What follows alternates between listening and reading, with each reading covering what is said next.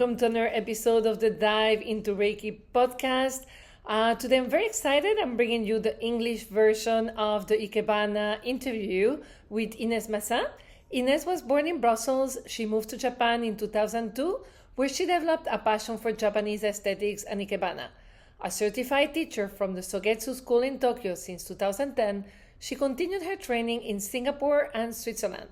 For Inés, this spiritual art represents a unique connection between her love of nature and the expression of her sensitivity.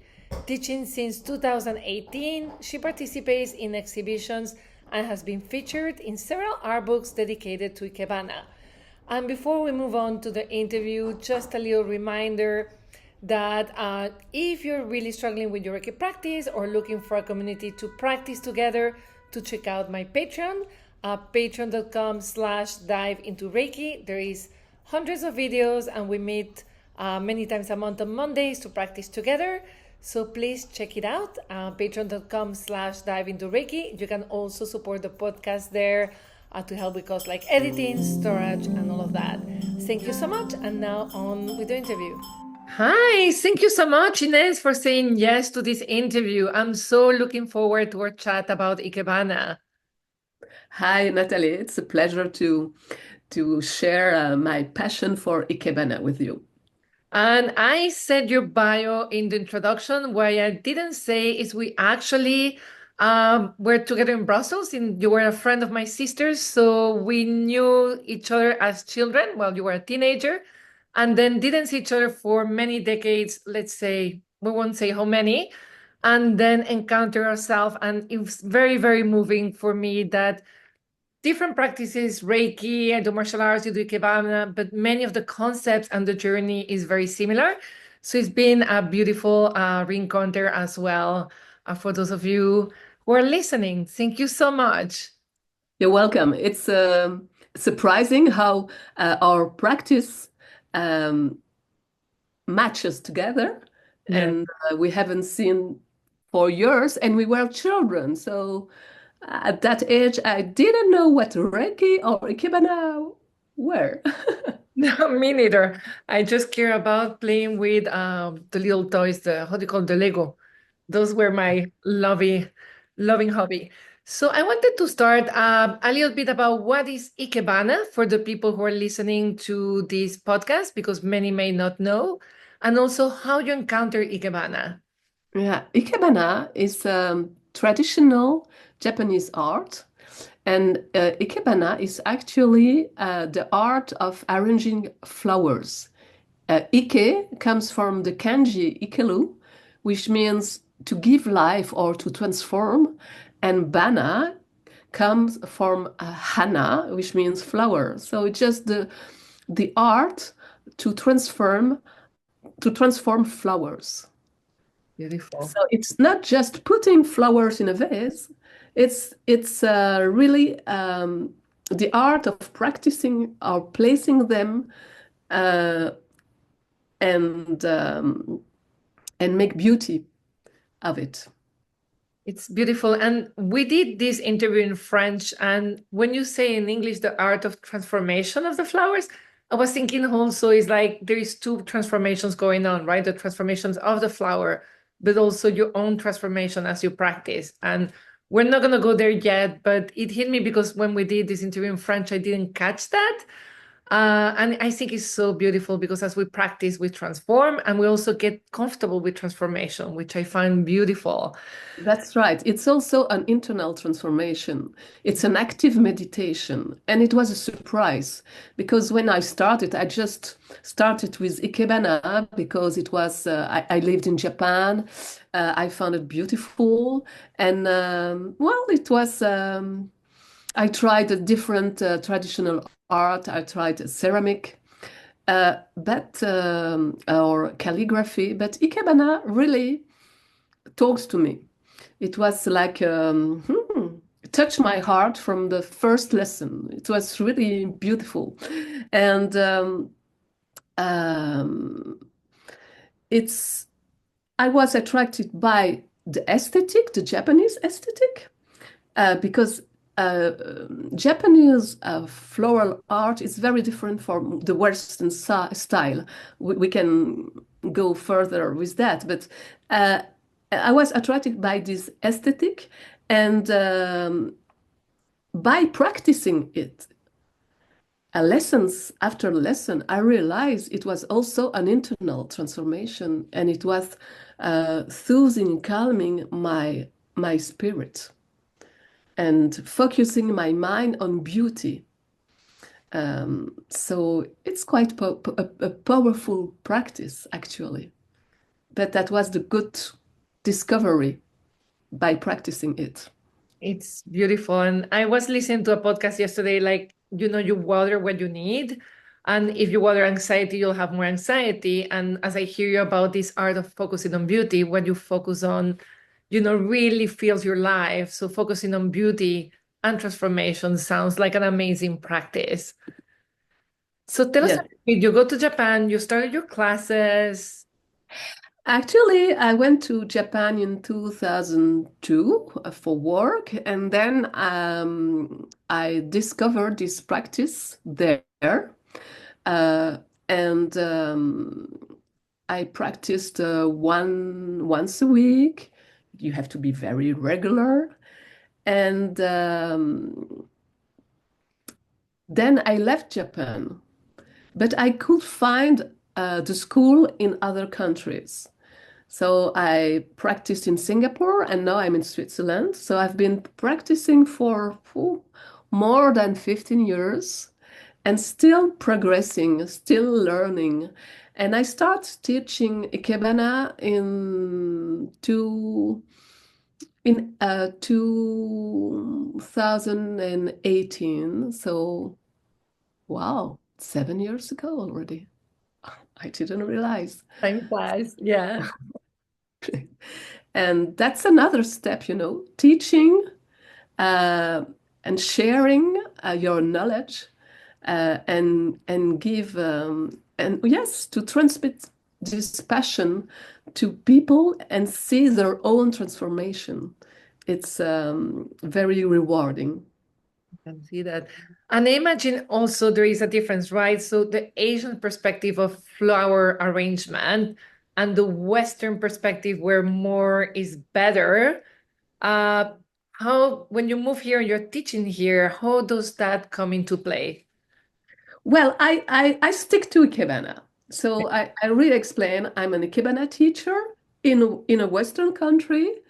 And I will explain you the differences, but we stick to the Japanese rules. In Japan, rules are very important, codification. And I also explain to my students that it is a spiritual art. It is art. It's not just artisanal, art craft. It's really art, practicing an art. And so what I explained is that in Western countries, we want um, abundance. We want prosperity. We want to add. The more flowers you put in the vase, the better it is. And in Japan, with ikebana, less is more. So you focus your mind on lines, on movement, on uh, asymmetry. It gives you fluidity, which reminds the spiritual art. Uh, you have to find fluidity, and it is the fluidity of the ki. So the vital energy, which is the qi, with in China, and in Western countries, we'll say in French le souffle vital, le souffle divin.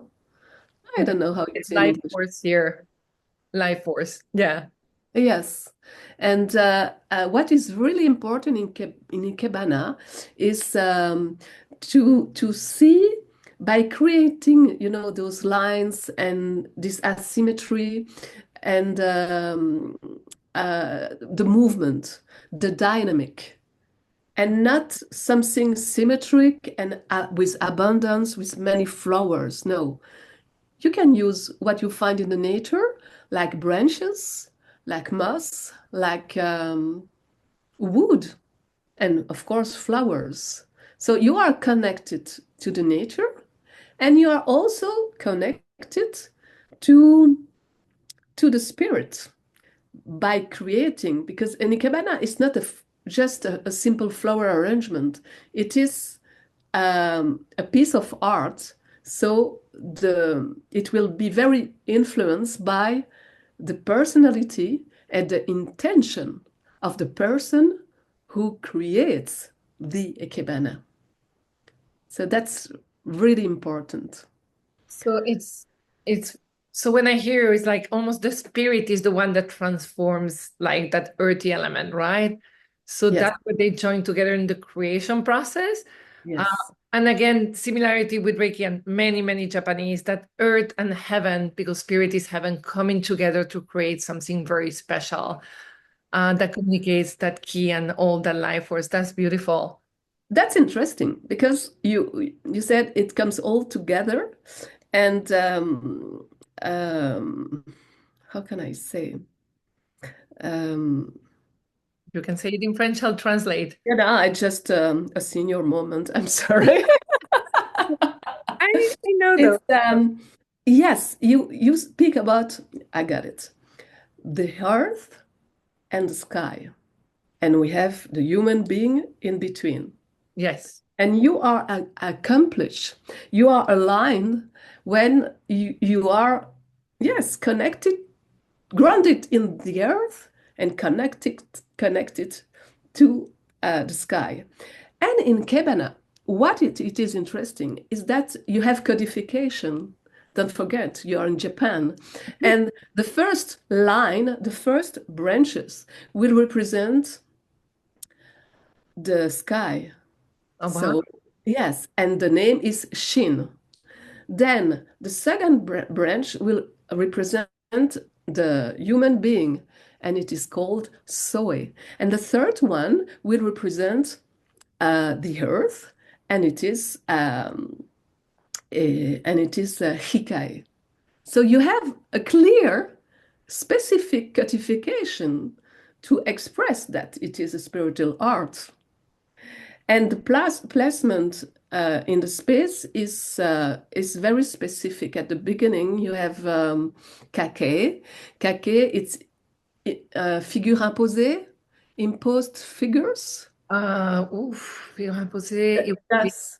You have to follow. oh, a rule. It's like something is the foundation that is you have to follow. Yes, you have to follow. I will show you. I have a book here. I will show you. It's like this. Do you see this? Yes, yes. Okay. So that's the base, is almost like the base, the foundation of Okay. Yes. perfect. And for And those of no, listening, I will paste a picture, a screen grab so they can see it. yeah. So you have no creativity. They will tell you place this branch at 15 degrees, this one at 45, this one at 75, then place the flower in between in the triangle. So it's what we call shuhari in Japan. Shu is to follow the rule. Then ha, you will break the rule. And then hari, you will transform by yourself, by your personality. It's shuhari. So you will Oh, find it in the Japanese culture. So first you have to learn. First you have to do the kake, and you have to repeat, repeat, repeat. More than 40 lessons. You have to be very patient. And then later, place to creativity, and then you create and and you don't have to yes, you broke the rule, but at the same time you understood that you have to place on a specific way to create.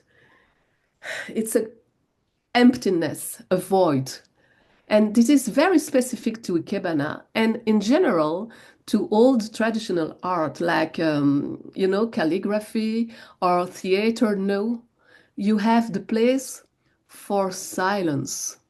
You have the place for emptiness, which is very, very important. In Western meetings, people wants to talk, and when you talk, the other one, it's already thinking, what can I answer? And it's very boom, boom, boom. And no, in Japanese meetings and in Japanese art, the place for emptiness, for the void, is very important. And in this void, you have the presence. It is not empty.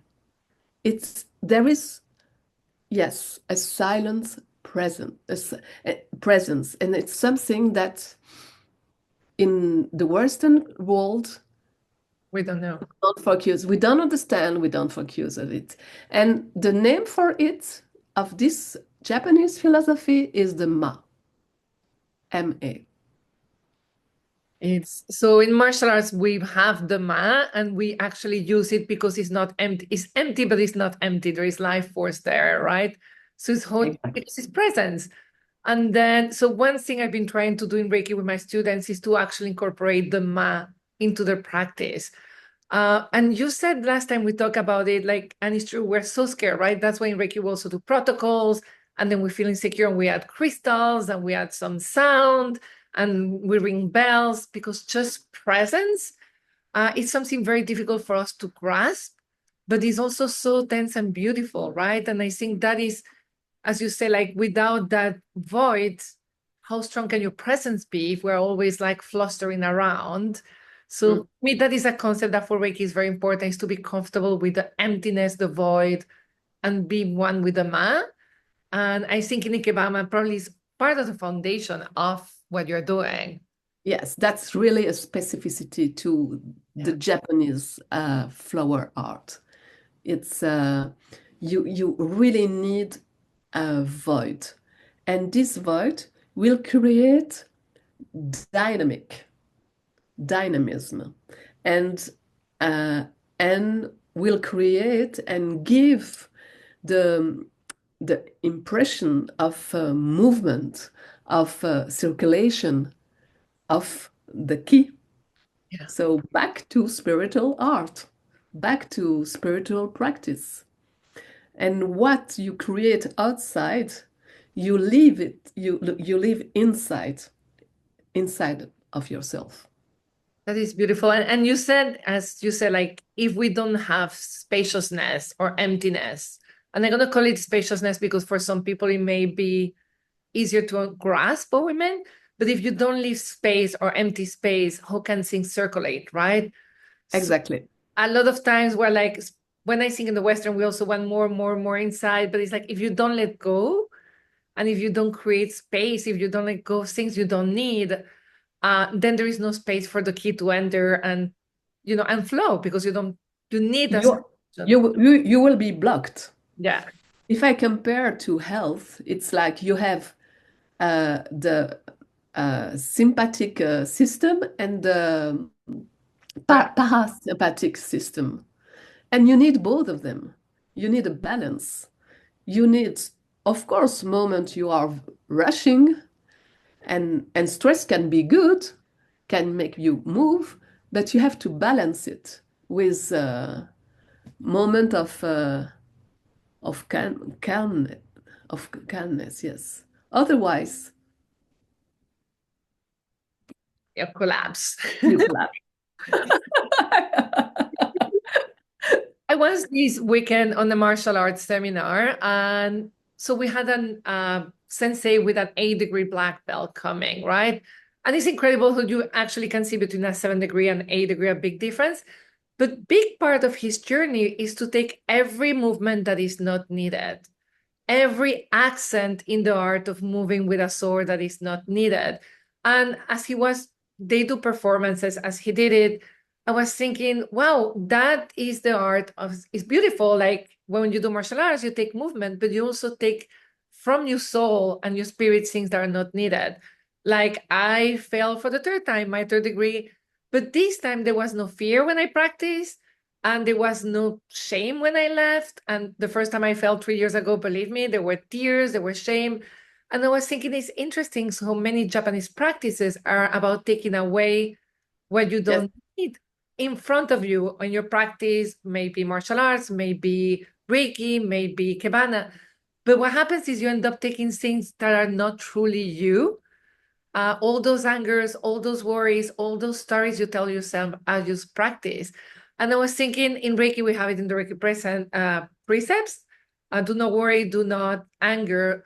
But it's hard to understand that it means that as you practice little by little, you will let go of what you no longer need. And I think Ikebana makes it very visual and easy to understand. And that's why I think yes, you're telling me like you spend time taking things away sometimes, right?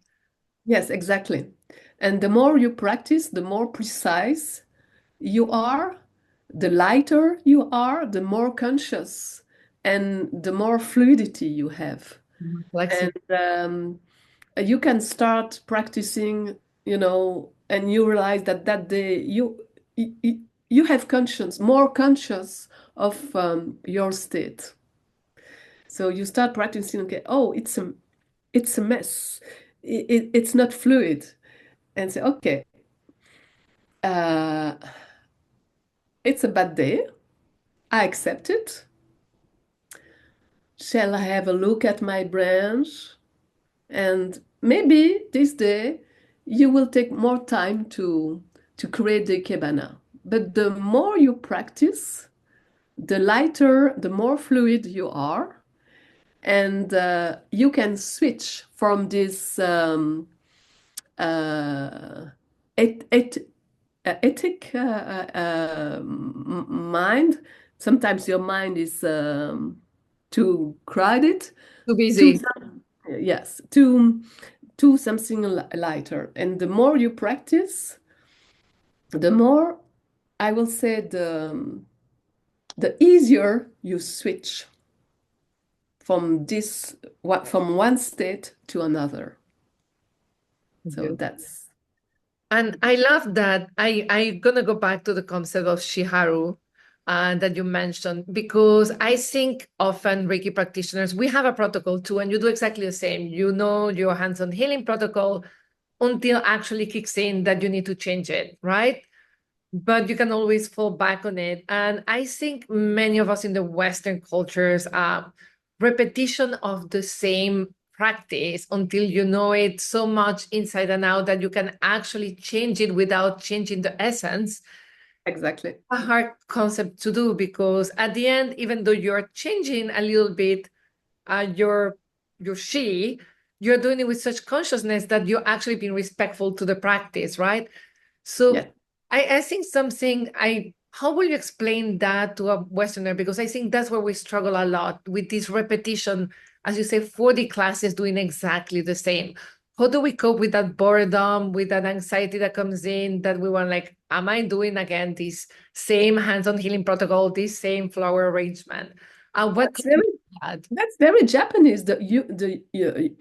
Humility. Yeah. Uh, and okay, I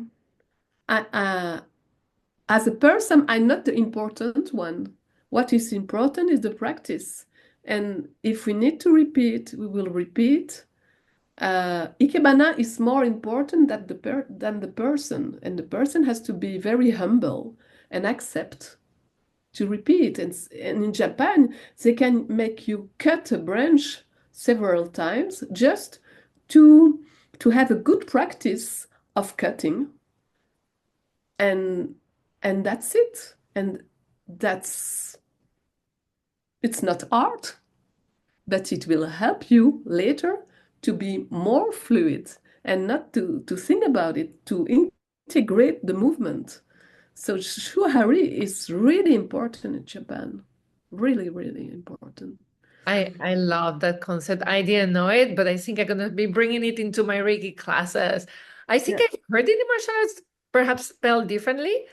But I think The it's concept exists in martial yeah, art. yeah. It's because we do the same. We repeat. Sometimes we just step for an hour. Yes. or we do a cut for an hour, and we repeat the same katas for years, and we take away, we take away, we take away until it becomes the simplest, most perfect expression of it. In the sensei's 8-degree exam, my representation is as perfect as I can. But I think again in Reiki, because it's very key based. So what I was thinking, when you have the flowers, you have an object, it makes it more grounded. But because our practice is very key based, I think that part of like, how do you have that earthy, grounded part? Perhaps, it's like, oh, I'll just have an attunement, I'll practice, and it goes. But as you said, like, it's really through that practice that we can really start understanding and then shifting if we want to. So I really appreciate that concept. Yeah, you can compare, to music if you Yeah, want to make a comparison with the Western art. When you play piano, when you play music, first you start with solfège, yeah, with the uh, scales. and it's boring, but it has to be done, and then you integrate, and then you can master your art, and it takes time. There is no it's not magic. It's just It's practice. work. It's Yeah. practice. And some people are more gifted for music, others for ikebana, others I don't know, but for sports. But there, there's no secret. It's work, repetition, and and and envie to avoir envie de le faire. Want to do something, to have a passion to do, and yeah, eagerness. Yes, eagerness. Yeah, That's eagerness is the what I best. was looking for. Yes. Perfect. And very also going a little bit more personal. If you think of the Ines that started that first Ikebana class, Mhm. the Ines today, what gifts, what changes, how has life changed for you in a way? Uh, it changed me. It was really an internal transformation. Um, it helped me to understand that it's better to go with the flow. And sometimes situations in life are difficult, but don't be stuck. Don't try to solve everything. Just go with the flow. And make it lighter when it's necessary. So it helped me also to focus on positive side, on beauty, because when you switch your brain to the positive things in life, uh, it makes it easier. Yes, that is beautiful. Thank you for sharing that. And it's incredible who what you described at the beginning, what Ikebana was, it literally can be so adapted to your daily life so simply. Well, simply with quote marks, because it sounds simple, but it's really hard to do, right? Yeah, yes, it's quite hard, but uh, it's well, I love this practice. If there was a word. And you said something, and it's come up like about shifting, and we talked at the beginning, shifting towards beauty, shifting towards a positive. I think this is a great message nowadays. Some of us are not reading very much the news, some of us are, but it's really, really easy to right now, like there are reasons enough to feel angry, frustrated, and scared. And I think it's gonna be hard work, but like focusing on what we do have, because there is still light, right? It's night and day. Nothing is always 100% dark. And focusing on also what we have, it's a beautiful practice nowadays. It's going to be hard work as well. But I think when I think of everyone across, whatever you do ikebana, if you do Reiki, martial arts, or piano, or if you don't have a practice, trying to really rein that mind and just like, what do I have? I'm still breathing. And sometimes it's as simple as that, right? Things we take for granted. We get to breathe, we get to still eat, hopefully. but really like just shifting your mind as much as possible, I think is a beautiful practice. And when we can do no matter what we are or where we are. You Really. know that samurai, the practice of ikebana was first dedicated only to monks and priesters. And then it was open to the shogun and the samurai. And the samurai, when they come back from the war, That's beautiful. from fighting, they practiced ikebana to switch, That's to beautiful. hand down. It was a practice done by samurai, by warrior. I love that because I think sometimes people put beauty as a weakness. Like people are into beauty, they're not strong people, right? We are warriors. And I love that image, like beauty can be a tool of the warrior. I think Yes, fantastic. they calm down after the fight with ikebana. Yes. And the practice was open to women only end of the 19th century. No So, way. yes, yes. At the beginning, it was monks, then shogun and samurai, uh, only men. Wow. You Japan see? is still a bit like that sometimes. But that's Japan also, you know, it was open to foreigners, well, after the Second World War. When Americans family came to the country, and woman was well looking for activities, and some of them tried ikebana, loved it, and bring back home.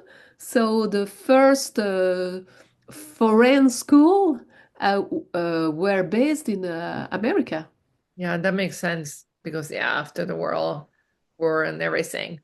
But I there is Ikebana a little bit here. We have a lot of Japanese institute in New York, but it's just I think I never understood the depth of it. I just one reason so for the listeners to know is I kept seeing your Facebook that beautiful art and it really called me. Like it's just there is something haunting in a beautiful way and very soothing.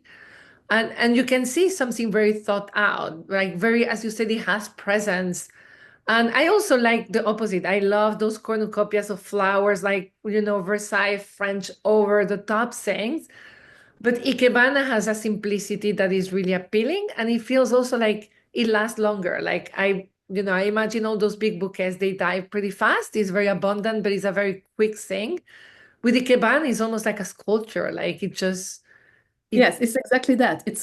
I call it, it's a vegetal sculpture. Yeah. So it's very beautiful. So for all the people who have not checked out Ikebana, please do so. Google it, check. There is beautiful pictures.